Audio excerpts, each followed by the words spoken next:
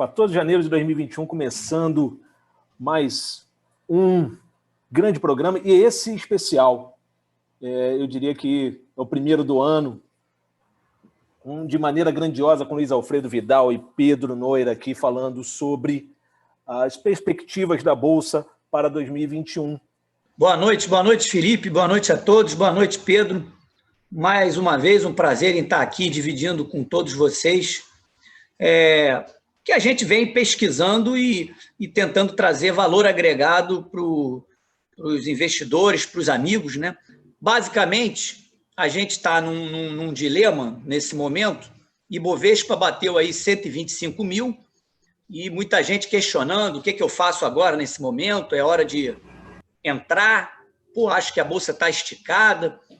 Primeiro slide aí, a gente está mostrando o Ibovespa em real, né? No seu recorde histórico, que assustou muita gente e tal. Beleza.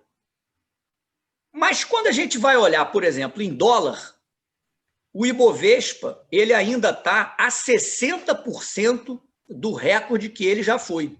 Então tem que tomar muito cuidado, porque quem está vendo o Ibovespa em topo, né, na máxima, é o investidor local. O investidor estrangeiro, ele tem 60% aí para chegar ao que a Bolsa Brasileira já valeu lá em 2007 em dólar. Entrando na parte de análise técnica, esse gráfico anual do Ibovespa, ele mostra aqui uma coisa que eu achei muito interessante. No ano de 1995, repara que a Bolsa começa normal, né, no 0 a 0 ali, tem uma queda de 48%, e depois a Bolsa volta, recupera e fecha com... Foi 48 ou 51? Acho que foi 51. E aí ela fecha caindo 1. Ou seja, ela veio 51% para baixo e terminou praticamente no 0 a 0, caindo apenas 1. Ou seja, tentou ir para baixo e, como se fosse uma mola, não deixou ela seguir. Essas figuras, né, que é martelo ou martelo invertido, eu considero muito forte. Se for o gráfico de 1 hora, as próximas horas tende a ir na direção contrária da reação. E aí, no gráfico anual, é algo mais forte ainda.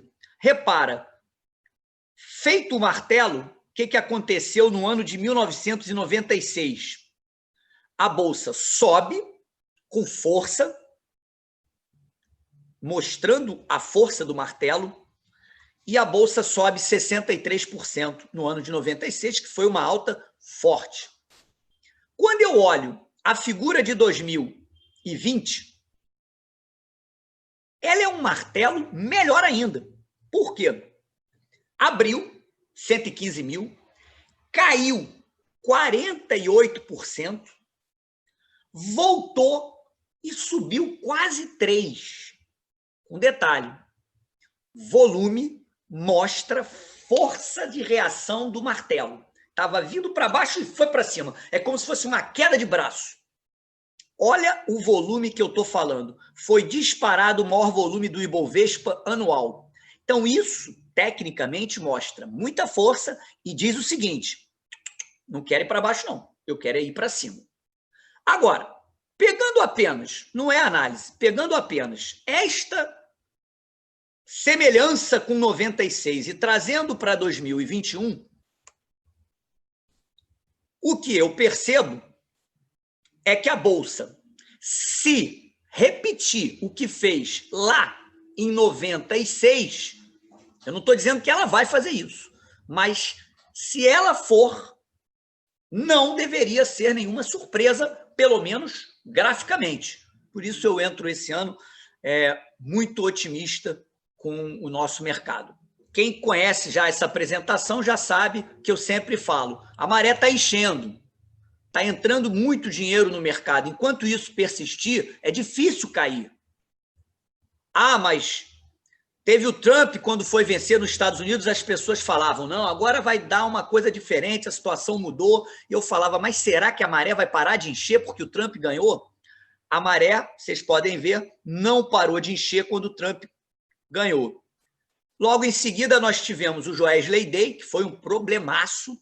Muita gente também achou que tinha que sair fora da Bolsa. Realmente um grande problema, o presidente ser pego, todo mundo já sabe disso. E a Bolsa, poucos meses depois, o que ela fez? Ela bateu recorde. Depois tivemos a reforma da Previdência, que se não passasse o Brasil quebrava, então também falaram, olha, Luiz Alfredo, esquece, reforma não passando, acabou o Brasil, sai da Bolsa. Eu fui acreditar na piscina. A piscina seguiu. A piscina seguiu e tivemos mais um problema. Greve dos caminhoneiros. Quando o Brasil ele consegue criar problema e com uma criatividade assim assustadora. Mas criamos o problema. Mesmo assim, pouco tempo depois, a Bolsa estava batendo recorde.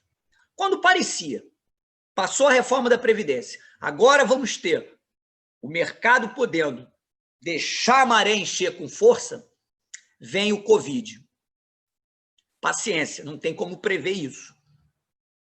Mas o que nós podemos notar é que todos, eu vou repetir, todas as casas de análise, todas as corretoras, todas, fizeram previsão de Ibovespa 94 para o final do ano, tinha gente falando 70, tinha gente falando 80.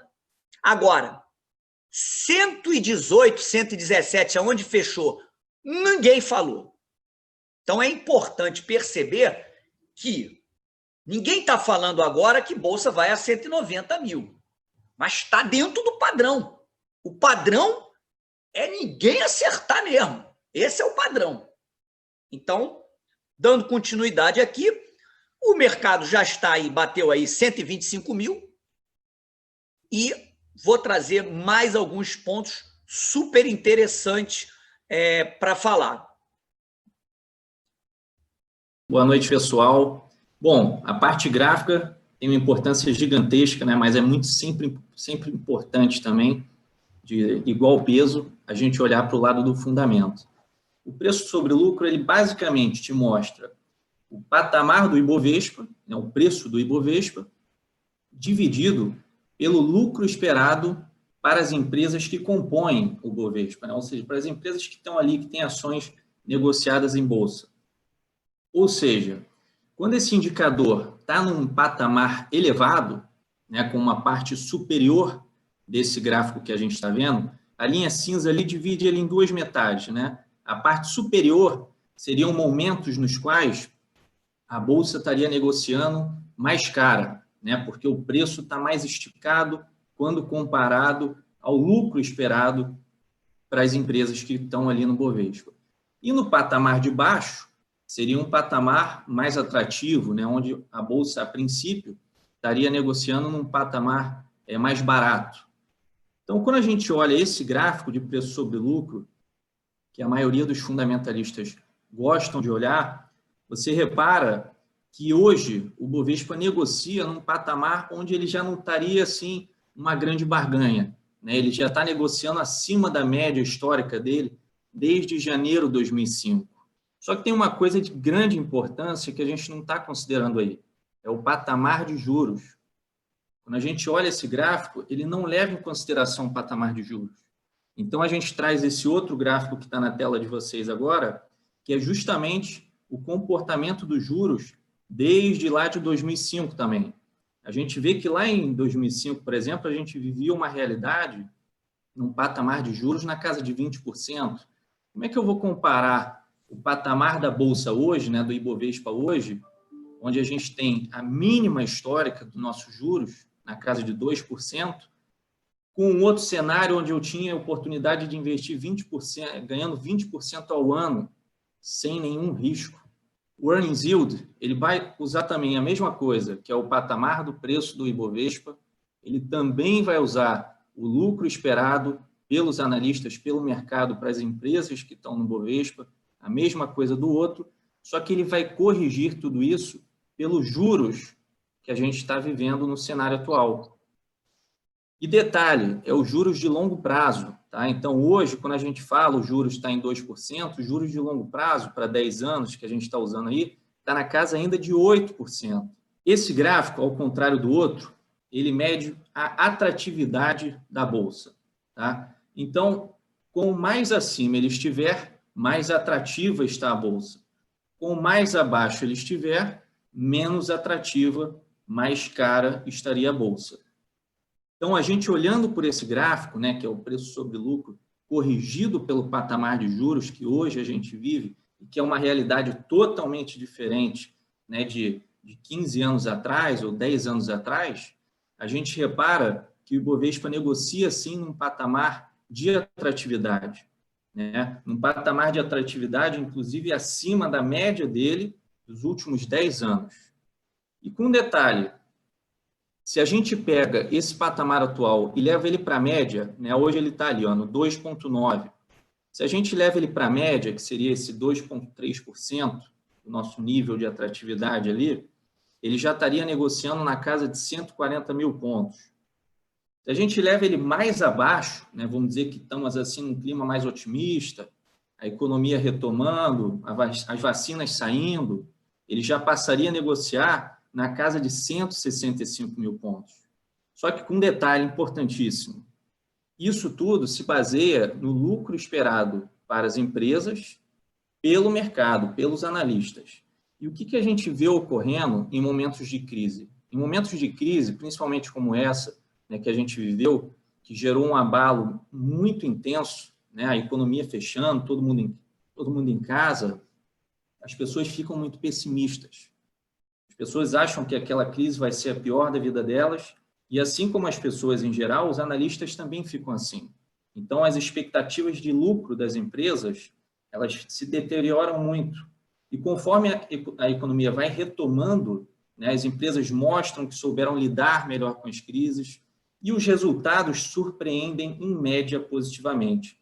Na média, né, se pegarmos todo o lucro veio em torno de 8% acima do que o mercado, do que os analistas esperavam. Se a gente jogar esse mesmo efeito nesse gráfico, né, vamos supor que esse lucro que está aí nesse gráfico também seja surpreendido ao longo de 2021, né, ocorra um efeito parecido com o que vem ocorrendo no final de 2020, a gente já estaria falando numa bolsa na casa de 180, 185 mil pontos.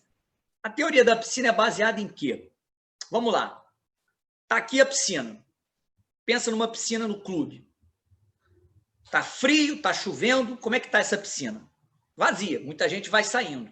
Então, o tempo lá fora, está frio, tende a fazer com que as pessoas deixem a piscina, adiem a entrada nela. E quando começa a esquentar, as pessoas começam a vir para a piscina. Então, imagina que bolsa é como se fosse a piscina enchendo e esvaziando. Conforme as pessoas forem entrando na bolsa, o que vai acontecer com o nível dela? Ela vai subindo, 120 mil, 125 mil.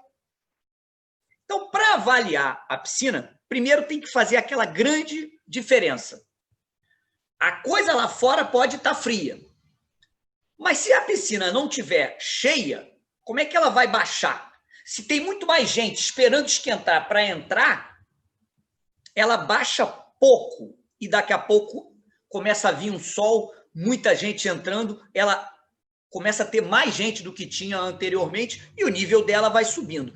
Exatamente o que a gente está vendo na Bolsa Brasileira. Trazendo o slide de alocação em Bolsa, a linha azul é o percentual em toda a indústria de fundos que a gente pega na Ambima. O que tem ação ali dentro? É uma indústria de quase 5 trilhões, em que você tinha lá atrás um percentual aí de 11% e tal, e que depois, quando os juros caiu, ele começou a subir. Aí a maré entrou na fase de esvaziar, passamos um grande período de maré esvaziando, e Bolsa muito mais para baixo do que para cima. Até que a maré muda, e aí eu vim falando, a piscina está vazia, eu vou comprar, eu vou montar clube, eu vou com tudo.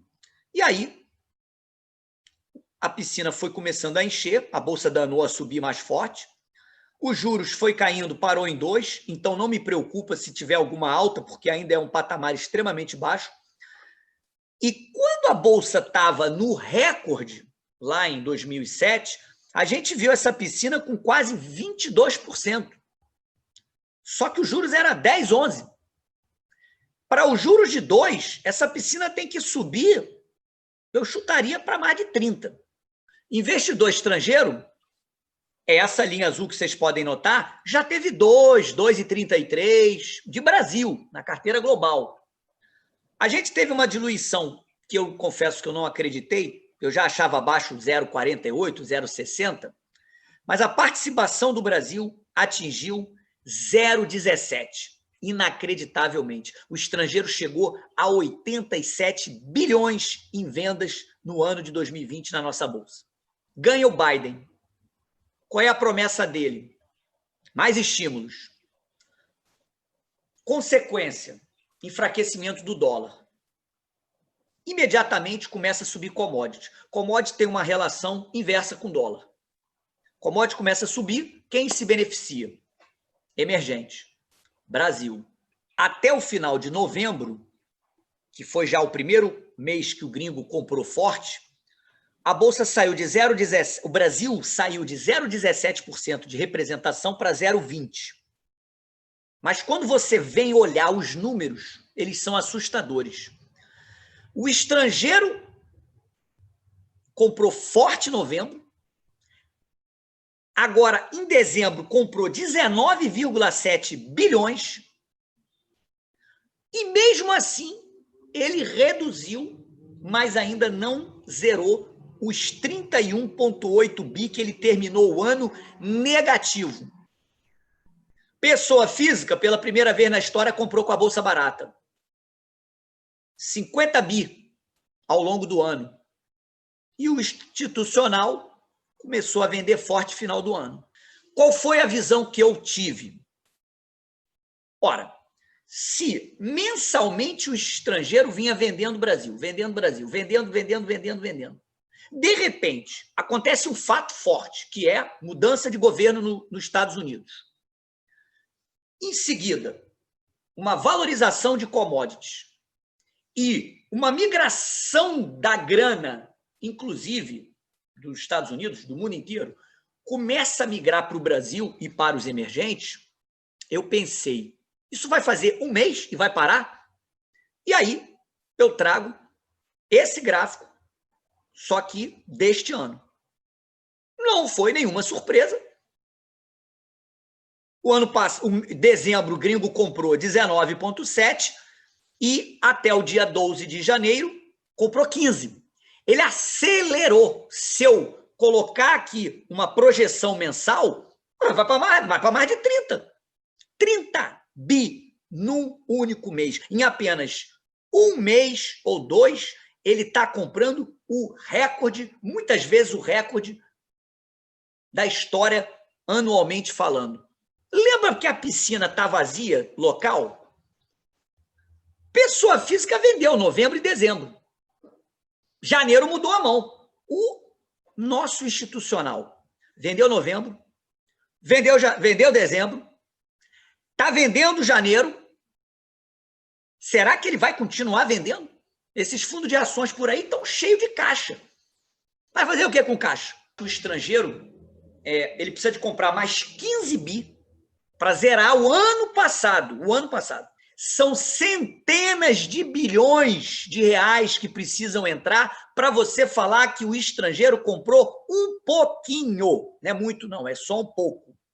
Não estou preocupado com oscilação. Se o Ibovespa vai cair para 120, para 115. E depois? Depois, qual é o caminho dele? Quando ele foi a 61, que era um cenário horroroso, ele voltou para 125 depois. No meu último slide da noite, eu tenho a velha pergunta de sempre. Quem vai vender? O estrangeiro, o local, está 14,62. Precisa comprar muito. Fundo de pensão para bater meta atuarial, precisa comprar muito. Quem vai vender? Esse aqui? Pô, mas esse aqui está com cara de que vai subir. Eu confesso que eu não consigo entender essa conta. Aonde vai parar a bolsa se esse cara chegar aqui a 0,5%, que não é nada demais, e este cara aqui, que também não é nada demais por uns juros desse tamanho, voltar pelo menos a 22%, 25%. o que é bem provável. Aonde vai parar a Bolsa? Mas com essa expectativa, eu encerro a minha apresentação dizendo mais uma vez que eu estou otimista sim e não está dando errado não. Estou muito feliz e tenho a maior alegria é olhar as carteiras dos nossos clientes e ver elas evoluindo e ver as pessoas felizes. Isso não tem preço.